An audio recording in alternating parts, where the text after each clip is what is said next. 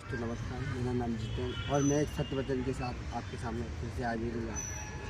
आज का मेरा जो वचन है वो आपकी जीवन में कुछ सीख देने वाला है, तो वचन ध्यान से सुनिए।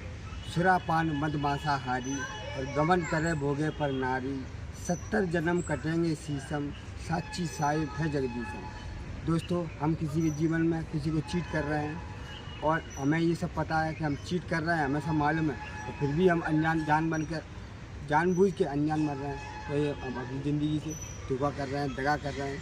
इसके लिए मेरा सभी से अनुरोध है, ये चीट कर रहे हैं, चीट ना करें और अपने जीवन को सुखमय बनाएं।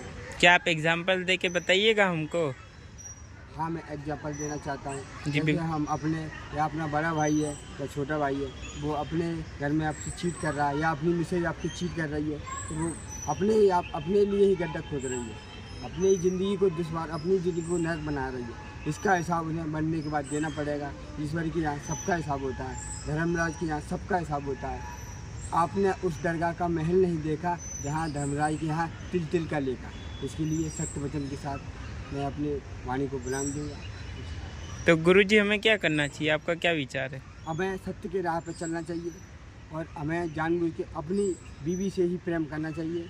अन्य पराई स्त्री से प्रेम नहीं करना चाहिए, क्योंकि ये पाप होता है और इसका हिसाब हमें धर्मराज के यहाँ देना पड़ता है। पर यह तो सतयुग में चल रहा था, हम कलयुग में रह रहे। कलयुग क्या कह रहा है? कलयुग ये कह रहा है कि कलयुग केवल नाम आधारा और सुमर सुमर नर उतर ही पारा। कलयुग ये कहना चाह रहा है कि मेरी वाणी को सुनिए, आप समझिए और इसके राह पर चलिए।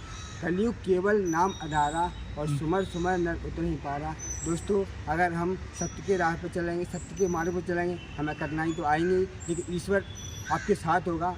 और हम जब धर्म के राह पर चलते हैं तो उसमें कठिनाइयाँ आती हैं, लेकिन एक ना एक आपके साथ में अच्छा हो जाएगा, क्योंकि ईश्वर आपके साथ है और सदा सर्व साथी रहेगा।